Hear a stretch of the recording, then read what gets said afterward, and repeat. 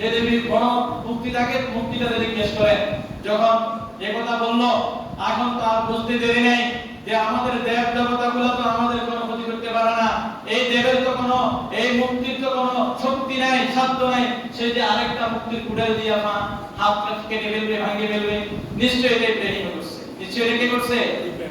তাহলে শিরিক থেকে মুক্ত করার জন্য, শিরিককে ধূলিসাৎ করার জন্য, দেব দেবীর পূজাকে বন্ধ করার জন্য সবচেয়ে বড় আন্দোলনের সংগ্রামে ভূমিকা রেখেছিলেন কে?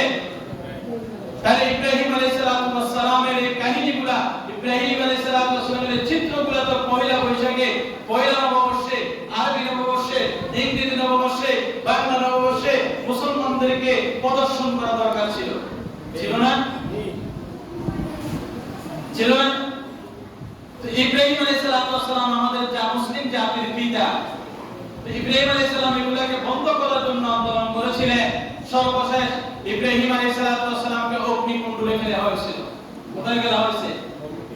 অগ্নিকুণ্ডলতে আগুন জ্বালিয়ে দেওয়ার পরে সরকার ভিতরে রেখে তুমি কুলনা ইয়া নারু কুনি বারদান ওয়া সালামান আলা ইব্রাহিম, তুমি আমার ইব্রাহিম আলাইহিস সালামের জন্য একবারে আনন্দদায়ক শান্তিদায়ক ব্যবস্থার একটা শুরু হয়ে যাও।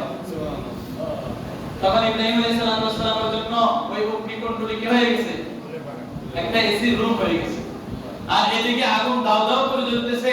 আর ফেরাউন নমরুদের মতো এরকম বড় কাফের না, নমরুদের মতো কাফের, তারা মনে করতেছে যে ইব্রাহিম তো চলে যাইতেছে।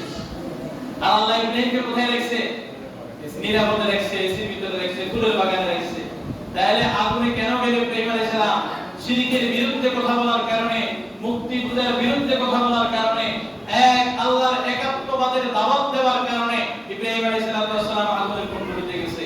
আর যে আমাদের আদি পিতা, যে আমাদের জাতি পিতা শিরকের বিরুদ্ধে আজীবন লড়াই করেছেন, আর আমরা মুসলমানের সন্তানরা পয়লা বৈশাখে বিভিন্ন দেব দেবী মুক্তি পূজা ঈদের সাথে পিছনে ঢোল তবলা বাজিয়ে, গায়ের ভিতরে রং ছিটিয়ে, বিভিন্ন রকমের নর্তকীদের মতো চেহারার ভিতরে বিভিন্ন বিভক্ত বিভিন্ন রকমের চিত্র অঙ্কন করে বাঘ ভাল্লুকের চেহারা মুখের ভিতরে দিয়ে আমরা পয়লা নববর্ষ পালন করলাম।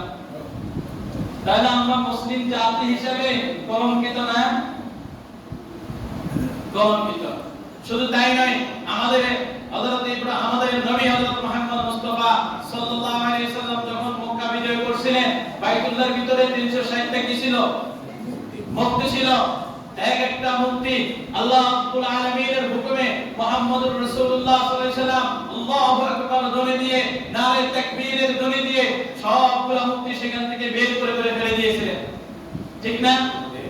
আর এই মূর্তি, এই দেবতাগুলা ছবি বর্তমানে পয়লা নববর্ষে তারা বিভিন্ন চিত্র অঙ্কন করে ধরে, তারা পয়লা নববর্ষ পদযাত্রা শোভাযাত্রা করে আমাদের মুসলমানের সন্তানেরা।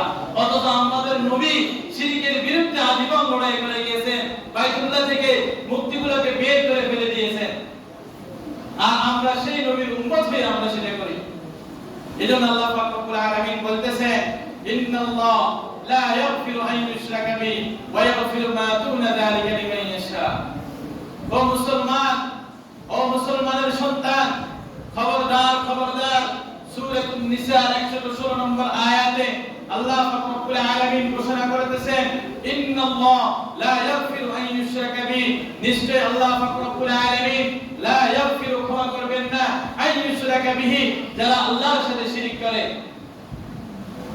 যারা আল্লাহর সাথে শিরক করে, যারা আল্লাহকে ইবাদতের বন্দেগী জিন্দেগিতে রুকু সিজদায় তাসবিহ তাহলিল দাওয়াত ইবাদত সর্বক্ষেত্রে, চলাফেরার ক্ষেত্রে, ইবাদতের ক্ষেত্রে, আমাদের ক্ষেত্রে, লেনদেনের ক্ষেত্রে, কথা বলার ক্ষেত্রে, চরিত্রের ক্ষেত্রে, পোশাক আশাকের ক্ষেত্রে, সর্বদিকে যারা আল্লাহর সাথে শিরক করে, বলছে যারা আমার সাথে শিরক করো, ইয়াগফিরু লা ইয়াগফিরু, আমি ক্ষমা করব না। ইন্না শিরকা লাযুলমুন আযীম, গত সপ্তাহে বলেছিলাম শিরক হলো কি? মস্ত বড় পাপ। শিরক কাকে বলে? আর শিরক অর্থ অংশীদার করা। শিরক অর্থ কি? অংশীদার স্থাপন করা। আমরা দুনিয়াতে মুসলমান হিসেবে আসার পরে আল্লাহ পাক রব্বুল আলামিনের সাথে ওয়াদাবদ্ধ ছিলাম যে আমরা একমাত্র তিনারই ইবাদত করব, এই পৃথিবীতে আর কারো ইবাদত আমরা করব না। ইবাদতের মানে হলো আমি যে এখন নামাজ পড়তেছি, আমি কি আল্লাহকে দেখতেছি? এই মসজিদকে আমরা পৃথিবীর কুল কায়নাত, সাত আসমান সাত জমিন, নবমণ্ডল আর ভূমণ্ডলের ভিতরে পৃথিবীর যে প্রান্ত থেকে প্রান্ত, বাংলাদেশের টেকনাফ থেকে তেতুলিয়া পর্যন্ত যেরকম আল্লাহ দেখেন, পৃথিবীর আটলান্টিক মহাসাগরের ওই পাশে কি আছে, এরপরে পৃথিবীর দক্ষিণে আরব সাগরে কি আছে, এরপরে বঙ্গোপসাগরে কি আছে, বঙ্গোপসাগরের তলদেশে কি আছে, এরপরে আফ্রিকার মহাজঙ্গলে কি আছে, নিউজিল্যান্ড, থাইল্যান্ড, বিভিন্ন জঙ্গল বিলত জঙ্গলগুলোর ভিতরে যাহা কিছু আছে সব কিছু আল্লাহ দেখেন। আল্লাহ যেরকম এখানে মসজিদে আমাদেরকে দেখতেছেন, আফ্রিকার জঙ্গলের প্রাণীদেরকে আল্লাহ এখন দেখতেছেন। এটাই তো আমাদের ইমানের বিশ্বাস, ঠিক না?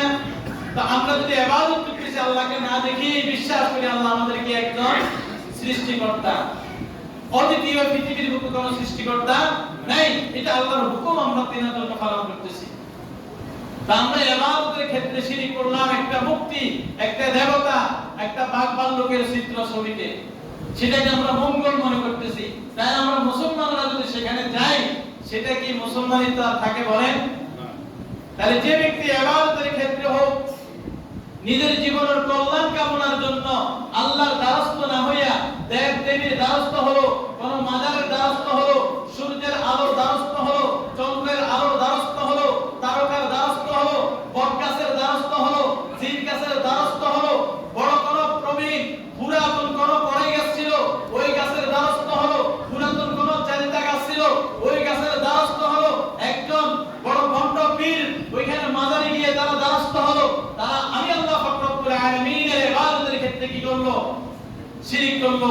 আর যে ব্যক্তি আল্লাহর সাথে শিরিক করলো, ওই ব্যক্তিকে কি বলে? কাফের। ওই ব্যক্তিকে কি বলে? কাফের বলে। আল্লাহ বলতেছেন লা ইয়াগফিরু, আমি ক্ষমা করব না। এরপরে বলতে ওয়া ইয়াগফিরু মা দুনা যালিকা লিমান ইয়াশা, আল্লাহ শিরিক ছাড়া অন্য কোন যে কোন পাপ আমি আপনি করি, আল্লাহ চাই তো ক্ষমা করে দিবেন, আল্লাহ চাই তো ক্ষমা করে দিবেন। তাহলে আমরা শিরিক ছাড়া যদি কত হাজার গুনাহ করি, আল্লাহর কাছে যদি আমরা মাফ চাই, আল্লাহ তাআলা মাফ করে দিবেন। ওয়া মান ইউশরিক বিল্লাহ, যারা আল্লাহর সাথে শিরিক করে, ফাকাদ দাল্লা দালালান বাঈদা, তারা প্রকৃষ্টের ন্যূনতম একবারে নিকৃষ্টতম অবস্থানে তারা পৌঁছে যায়। পৃথিবীর বুকে আল্লাহর সাথে শিরিক করা, এটা আল্লাহর গায়ে কখনো বরদাস্ত হয় না। আল্লাহ সবকিছু মাফ করে দেয়, কিন্তু আল্লাহ শিরিকের গুনাহ আল্লাহ মাফ করে না। কাল কিয়ামতের ময়দানে আমরা আটকে পড়ে যাব শিরিকের কারণে। শিরিক দুই প্রকার। শিরিক কত প্রকার? শিরিক দুই প্রকার। একটা হলো শিরকে আকবার, আর একটা হলো শিরকে আসগর। আকবার মানে হলো বড় শিরিক, আর আসগর মানে হলো ছোট শিরিক। বড় শিরিক মানে কি? আল্লাহর ইবাদতের ক্ষেত্রে কাউকে অংশীদার স্থাপন করা।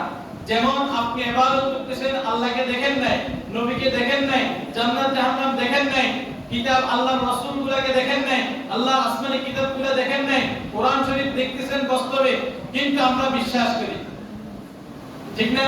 মিজান বিশ্বাস করি, হাসর বিশ্বাস করি, কবর বিশ্বাস করি, হাসর নসর বিশ্বাস করি, কবর দেওয়ার পরে পুনরুত্থানকে আমরা বিশ্বাস করি, করি না? এটা হলো আমরা ঈমানদার। এখন এই ক্ষেত্রে আসিয়া যদি আমরা কেউ ইবাদত করি চন্দ্রের, আমরা যদি কেউ ইবাদত করি সূর্যের, আমরা যদি কেউ ইবাদত করি একটা গাছের, এটা ইবাদতের ক্ষেত্রে কি হলো? শিরক হলো। আর এই শিরককে বলা হয় শিরকে আকবার। আর শিরকে আসগর কোনটি? ছোট শিরক। ছোট শিরক হলো রিয়া। আমি নামাজ পড়তেছি, মনে মনে আমি ভাবলাম যে আমাকে তো মানুষ কি বলবে? নামাজি বলবে। আমি হজ করলাম, মানুষ তো আমাকে হাজী বলবে। আমি দান করলাম বিভিন্ন সিস্টেমে, দানবীর বলবে আমাকে। মনে মনে যদি এরকম আসে, এটা হলো রিয়া। আর এটাকে শিরকে আসগর বলা হয়, ছোট শিরক। এটা শিরক। আল্লাহ পাক আমাদেরকে এই সমস্ত শিরকের গুনাহগুলো থেকে হেফাজত করেন। সকলে বলে আমিন।